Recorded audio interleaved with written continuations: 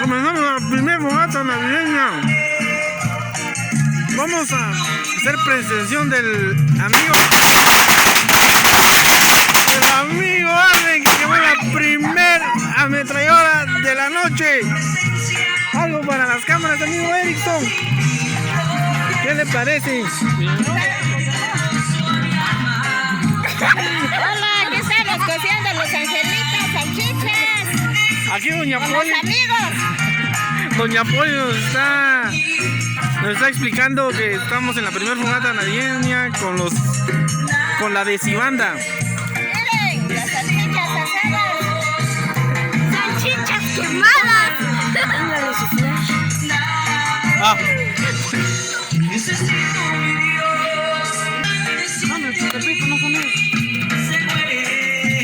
Estamos acá con los amiguitos de la decibanda. Aquí tenemos al primo Fercho. Unas palabras, amigo Fercho. La amiguita Kesha, el amigo Danielito. Unas palabras para la cámara, para el canal. Palabras para el canal de YouTube del amigo Puat. Les invitamos a que se suscriban, que le den like a este video. Muy bien. Como ustedes pueden observar, estamos comiendo lo que son salchichas, angelitos. Amigo Erickson, una palabra para su canal. ¿No quiere, amigo Erickson?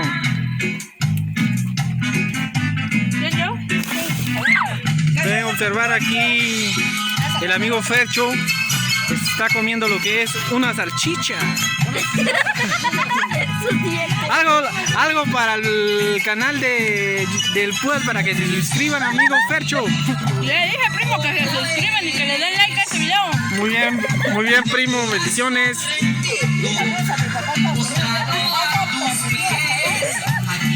Saludos allá a los amigos de Estados Unidos. A tu papá dice saludos. Don Leonardo. A mi papá Walter. Amigo, tenemos aquí al primo Danielito, unas palabras para el canal.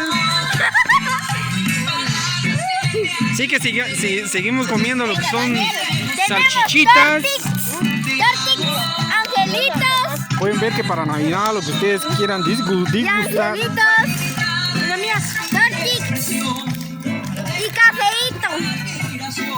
El cafecito no debe de faltar. Los angelitos.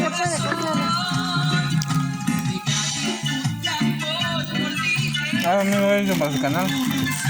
La tía, primo, Se suscriban, dice. primo, aquí miren.